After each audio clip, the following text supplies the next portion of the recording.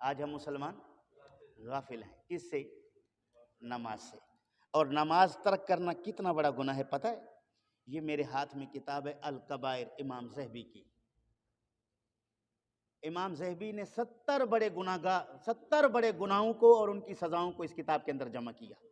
الکبائر کبیرہ کا جمع ہے، یعنی جتنے گناہ کبیرہ ہیں وہ گناہ جو انسان سے سرزد ہو جائیں تو وہ جہنم میں جائیں، یعنی 70 ایسے گناہوں کو جمع کیا ہے جو انسان کو جہنم میں لے جانے والے ہیں. الکبائر امام ذہبی کی. اور امام ذہبی وہ محدث ہے جس کے لیے علماء محدثین فرماتے ہیں کسی حدیث کو امام ذہبی نقل کر دے آنکھیں بند کر کے قبول کر دو، آنکھیں بند کر کے قبول کر دو. امام ذہبی نے اگر یہ حدیث نقل کی ہے تو یقیناً حدیث صحیح اور درست ہے، اس لیے کہ پایا کے محدث ہیں.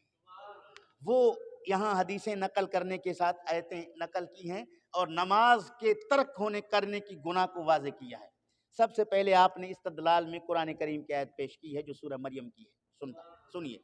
فرمایا قال اللہ تعالی فخلف من بعدهم خلف اضاعوا الصلاة واتبعوا الشهوات فسوف يلقون غیا الا من تاب وآمن وعمل صالحا. یہ سورہ مریم کی آیت نمبر 60 اور 59 کو نقل کیا ہے. فرماتے ہیں قال ابن عباس، حضرت ابن عباس رضی اللہ تعالیٰ عنہ نے اس آیت کریمہ کی تفسیر میں کہا، اور حضرت عبداللہ ابن عباس نبی پاک سے قرآن پڑھا ہے، قرآن کا معنی مطلب اور مفہوم خود رسول اقدس سے سمجھا ہے. یعنی رسول کریم صلی اللہ علیہ وسلم کے شاگرد خاص قرآن کریم کی تفسیر بیان کر رہے ہیں، کوئی عام مولوی مفسر کا قول نہیں ہے، حضرت عبداللہ ابن عباس کا قول ہے. فرماتے ہیں لیس معنی اداؤہا ترکوہا بالکلیہ. فرماتے ہیں نماز کو ضائع کرنے کا یہ معنی نہیں ہے کہ کلیہ طور پر اس کو ترک کر دیا جائے، یہ معنی نہیں ہے. یہ تو بہت اس سے زیادہ خطرناک ہے. یہ وہ معنی ہے فرمایا ولیکن اخروہا عن اوقاتہا. نماز کے ضائع کرنے کا مطلب یہ ہے کہ اس کے وقت کو ٹال کر قضا کر کے پڑھنا، مؤخر کر کے پڑھنا. ظہر کی نماز کو عصر کے وقت پڑھنا، عصر کی نماز کو بالکل مغرب کے قریب پڑھنا، مغرب کی نماز کو بالکل عشاء کے وقت پڑھنا، اور عشاء کی نماز کو بالکل صبح صادق طلوع تک پڑھنا، اور پھر فجر کو سورج طلوع ہونے کے وقت پڑھ لینا. اس کا مطلب ہے نماز ضائع کرنا. اگر کوئی اس طرح نماز ادا کرے گا اللہ تعالیٰ جل شانہ ایسے لوگوں کو غیہ کی دھمکی دی ہے. غیہ ایک جہنم میں خطرناک وادی ہے. وقال سعید ابن المسیب امام التابعین رحمہ اللہ ہوا اللہ یصلی الظہر حتی یأتی العصر. وہی مفہوم جو میں نے بیان کیا کہ یعنی ظہر کو اس وقت پڑھے جب عصر کا وقت آ جائے. یہ امام سعید ابن مسیب نے نقل کیا ہے، اور اللہ تعالیٰ جل شانہ نے ان کو وعدہ اللہ بغین وہو وادن فی جہنم بعید قعرہ خبیث طعمہ وقال فی آیت اخری.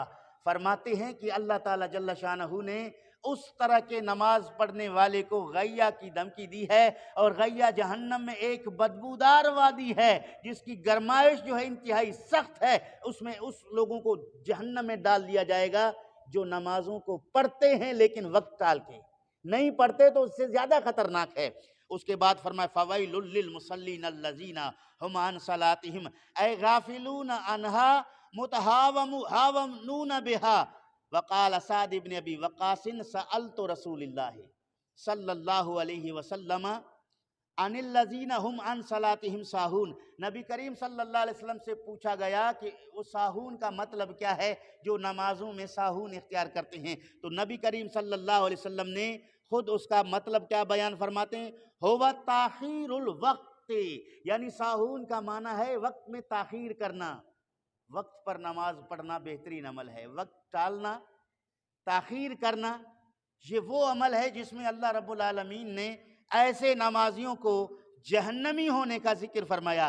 اگلی آیت دوسری نقل کی ہے یا ایھا الذین آمنوا لا تلھکم اموالکم ولا اولادکم عن ذکر اللہ ومن یفعل ذلک فاولئک ھم الخاسرون.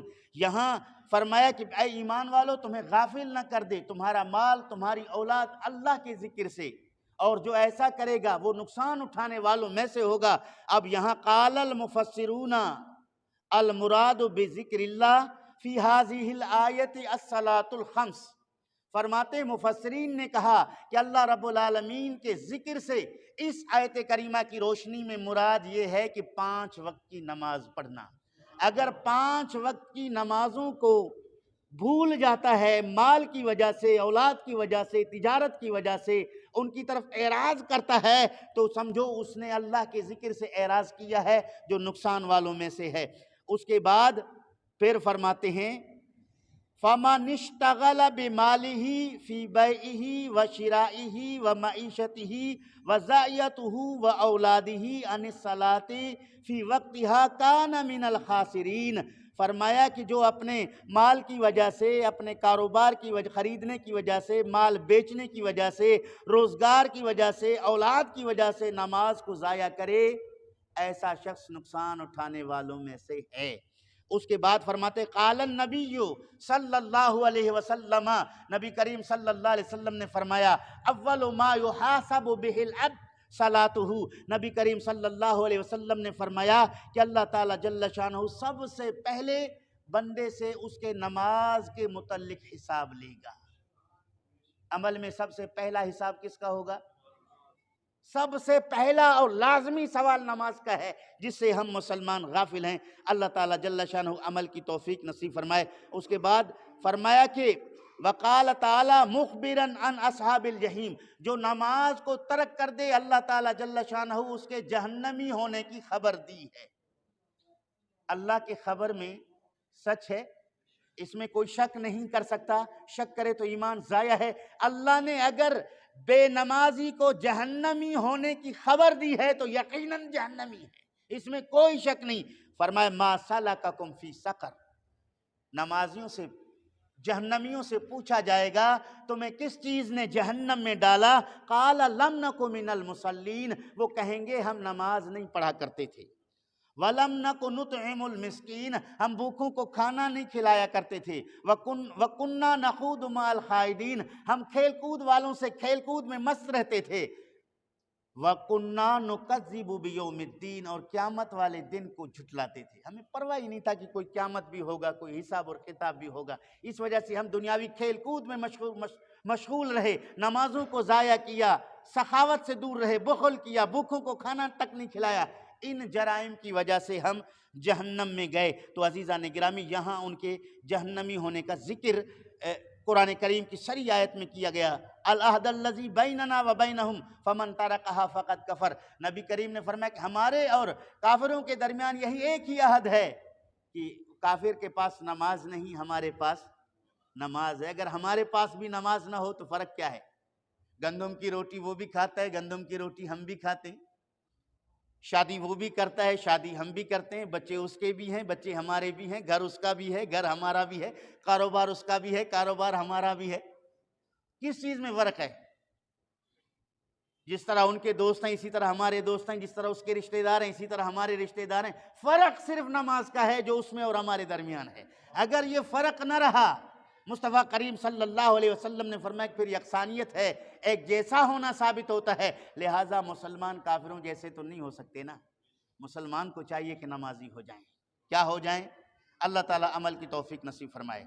فرمایا وَمَن تَرَكَ الصَّلَاةَ مُتَعَمِّدًا فَقَدْ بَرِئَتْ مِنْهُ ذِمَّةُ اللَّهِ، جو جان بوجھ کر نماز کو ترک کرے، اللہ تعالیٰ جل شانہ کی حفاظت کے ذمہ سے وہ بری ہے، دور ہے، یعنی اللہ تعالیٰ جل شانہ اس کی حفاظت کا ذمہ دار نہیں، جو نمازوں کو ترک کرتا ہے۔ تو عزیزان گرامی، یہ ساری باتیں، اور اس کے بعد مزے کی بات اس نے کی ہے، یہ امام ذہبی رحمۃ اللہ تعالیٰ علیہ نے، اور زواجر کے اندر امام ابن حجر حیتمی نے بھی لکھا، اور مکاشفۃ القلوب میں امام غزالی رحمۃ اللہ تعالیٰ علیہ نے بھی لکھا۔ ذرا آپ بھی سنیے۔ فرماتے ہیں کہ نبی کریم صلی اللہ تعالیٰ علیہ وآلہ وسلم کے اس امت کے پیارے محدث عالم دین بنی اسرائیل کے ایک عورت کا ذکر کر کے آپ بیان کر رہے ہیں اس کتاب کے اندر، جو آپ سنیں گے۔ فرمایا رویہ حکایتن رویہ، ایک حکایت روایت کی گئی ہے، ان امرأۃ من بنی اسرائیل جاءت الی موسیٰ علیہ السلام فقالت یا رسول اللہ انی اذنبت ذنبا عظیما وقد تبت منه الى الله تعالى فادعوا الله ان يغفر لي ذنبي ويتوب علي. فقال لها موسى علیہ السلام وما ذنبك؟ قالت یا نبی اللہ انی زنیت وولدت ولدا فقتلته. فقال لها موسى علیہ السلام اخرجی یا فاجرہ لا تنزل نارا من السماء فتحرکنا بشومک. فخرجت من عنده منكسرة القلب فنزل جبريل عليه السلام وقال يا موسى الرب تعالى يقول لك لم رددت التائبة يا موسى اما وجدت شرا منها. قال يا موسى يا جبريل ومن شر منها؟ قال تارك الصلاة عامدا متعمدا. خلاصہ اس عربی عبارت کا یہ ہے کہ موسیٰ علیہ السلام کے پاس ایک عورت حاضر ہوئی.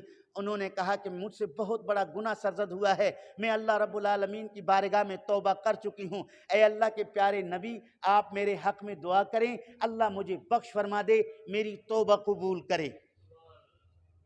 حضرت موسیٰ علیہ السلام نے کہا ما ذنبک، کیا گناہ کیا آپ نے؟ گناہ پوچھا تو اس عورت نے کہا کہ مجھ سے زنا کا گناہ ہوا، اس سے میرا حمل ٹھہرا، ایک بچہ پیدا ہوا، میں عزت کی خاطر اس بچے کو قتل کر ڈالا، اپنی عزت بچانے کی خاطر اس بچے کو قتل کر ڈالا. اب میں نادم ہو کر تائب ہونا چاہتی ہوں، آپ میرے لیے دعا کریں، اللہ میری دعا توبہ قبول فرمائے. حضرت موسیٰ علیہ السلام چونکہ جلالی نبی تھے، جلال میں آئے، فوراً کہا اے فاجرہ، اے اللہ رب العالمین کی نافرمانی کرنے والی عورت، نکل یہاں سے. تیری اس بدقسمتی شومی کی وجہ سے آسمان سے آگ نگی اتر آئے جس سے ہم سب کو جلا کے راکھ کر دے. وہ عورت مایوس ہو کر وہاں سے نا امید ہو کر چل پڑی. اللہ رب العالمین نے حضرت جبرائیل علیہ السلام کو بھیجا. حضرت جبرائیل علیہ السلام حاضر ہوئے، کہا اے موسیٰ کلیم اللہ، اللہ رب العالمین فرماتا ہے ایک نافرمان بندی توبہ کے نیت سے آپ کے بارگاہ میں حاضر ہوئی، آپ نے اس کے لیے توبہ کی دعا نہیں کی، انہیں دھتکار دیا. اے موسیٰ، کیا اس سے بڑے گناہگار کو آپ نے نہیں دیکھا ہے؟ حضرت موسیٰ علیہ السلام نے کہا اس سے بڑا گناہگار کون سا ہے، کون ہو سکتا ہے جس نے زنا کیا، بچہ جنا، بچے کو قتل کر دیا، اس سے بڑا گناہگار کون ہے؟ رب ذوالجلال نے جبرائیل علیہ السلام کو بھیجا. جبریل نے کہا تارک الصلاۃ عامدا متعمدا، جان بوجھ کر نمازوں کو ترک کرنے والا اس سے کہیں بڑا گناہگار ہے. یہ الکبائر کے اندر موجود ہے، عربی میں کتاب، مکمل کتاب عربی میں ہے، جس میں سے میں نے یہ حکایت آپ کو پڑھ کر سنایا، مفہوم بھی بتا دیا. اور الزواجر میرے پاس موجود ہے ابن حجر ہیتمی کی، اس کے اندر بھی موجود ہے. مکاشفۃ القلوب امام غزالی رحمۃ اللہ علیہ کی، وہ بھی میرے پاس موجود ہے.